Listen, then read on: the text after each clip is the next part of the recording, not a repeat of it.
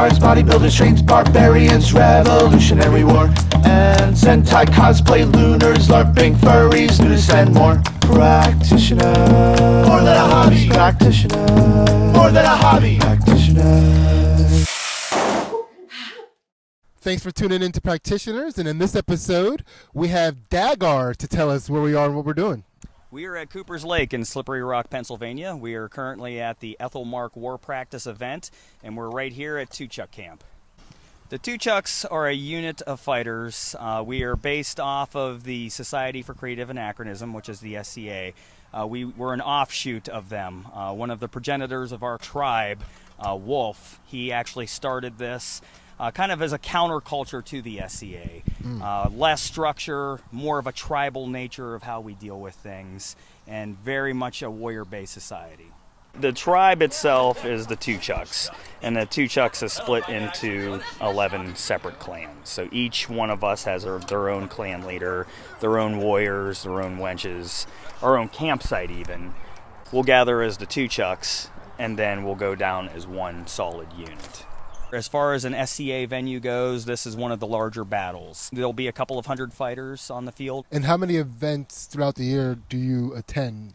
Now, as far as Tuchux, we are a separate entity from the SCA. Okay. So we actually have our own events. So we do gather roughly 10 times a year, actually 11. Each clan has their own event that they sponsor throughout the year. On this battle day, is there something that ritually happens that lets you know Dagar is ready for battle? Typically, I don't get very excited before the fighting until the armor goes on. This setup here is probably one of the most intricate setups as far as Tuchux go. Typically, we wear black leather armor. I mean, well, do you get to go home with any bruises that you get to romanticize for a few days after this? There are plenty of bruises to be had. We are fighting full force. Yeah. Essentially, you're going to get hit like you're getting hit with a baseball bat. This is not live action role playing. We are fighting with weapons that are made out of rattan. It's a wood that is solid all the way through. It's a full swing. You swing as hard as you can, and you're taking shots that are pretty substantial. So you do get your share of bruises, sometimes broken bones, and they'll probably have a couple of ambulances down there prepared. We'll be down there on the field. We'll muster together as a unit. We'll give a couple of speeches to rile the troops up, and then you'll see the energy boil. You won't be able to miss it. Are you winning mostly just because of superior strategy or just like experienced fighters? I think it's just experience in fighting as a unit. We're constantly fighting together as a large unit, 20, 30 to 50 people fighting together. Are there like historical barbarians for which you draw strategy from? No, actually a lot of it is based off of classical Greek fighting tactics. Yeah. Where you're having a shield wall, a phalanx, and are able to use those types of maneuvers. And there's a lot of old plays that we've just developed over the last 10, 15 years that we see work.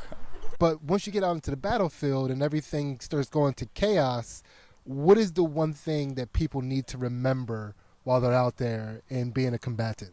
The cohesion of the shield wall is of utmost importance. That is our defense. Nice. It's also our offense because it enables us to move forward in the battle, crush into the line, and then we'll break open and the guys behind with the longer weapons, and that's when they get to go to work.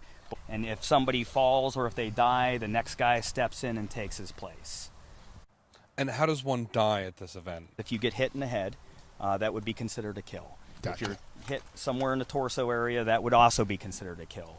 If you're hit in the arm, you can no longer use that arm in combat. If you're hit in the leg, you would take a knee and fight from your knees. Once the battle starts and people start walking towards each other, your initial plan quite often goes out the window. Yeah.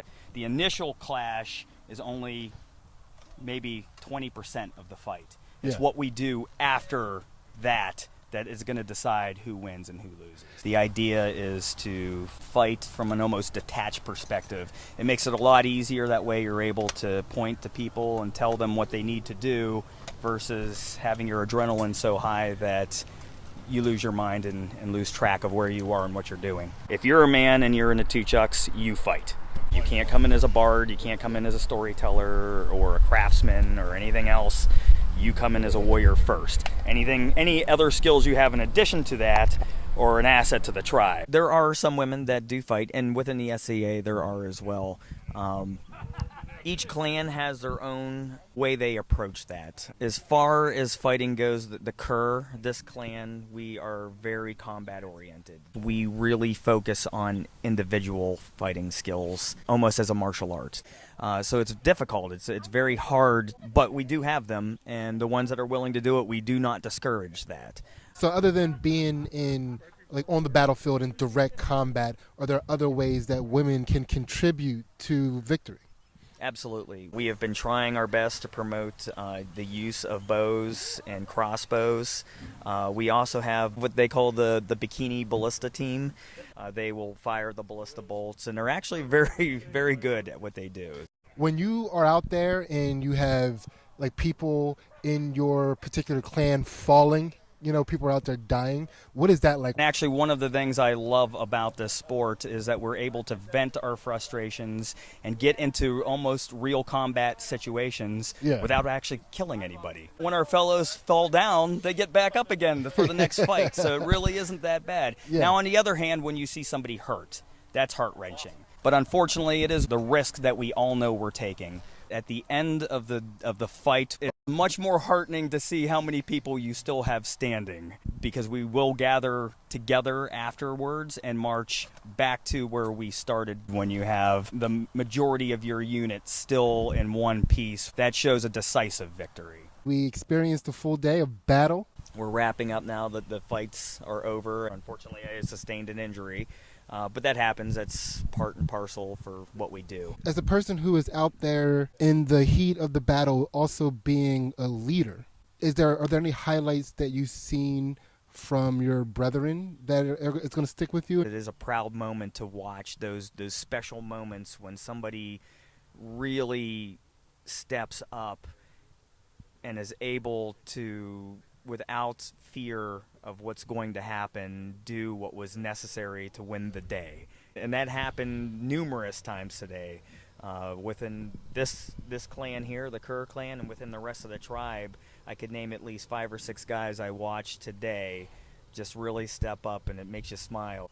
The cohesiveness of you guys fighting was just singular. 11 clans working together, you really saw that. There is a lot of work that goes into this. There are events that we have specifically in preparation for mass combat. And with that said, each individual clan will also work on the things they need to do when we come together so that they are a piece of the puzzle. It's very time consuming and it's very expensive. So it really is something that you have to be committed to. With that said, if somebody is interested in fighting, if they're able to contact one of the Tuchux and say, hey, I'm looking into this, I'd really like to check this out, we are always willing to give anybody a chance. I heard that before battle, the Tuchux all punch each other in the mouth and then spit on the grass to ensure that they left their blood on the field. That is absolutely true. It's a cry. I believe it. I believe it. I believed it when I heard it. We're here with our artist, Susan Krisch. What is the medium that you prefer to work in? Usually painting. But I like to do mixed media as well. Are there some notable things that you saw out on the battlefield that might influence what you create? One of the people we talked to said that to him it was like a dance, and somebody else sort of likened it to sort of like facing like death and thinking about it with sort of like a dance with life and death. So that was something that struck me. Also, there is a lot of distinctive like gender roles, and those themes kind of play into like some sort of idea of like balancing. So what's the most remarkable thing that you saw today? There was so many remarkable things happening at one moment. I think that was the most remarkable thing. There were arrows being shot, crossbows. There were people hitting each other with axes, running each other over with their shield. There has never been a thing that we went to where there was so much chaos happening in one moment. And that to me, I mean, it felt like a little piece of home. I loved it.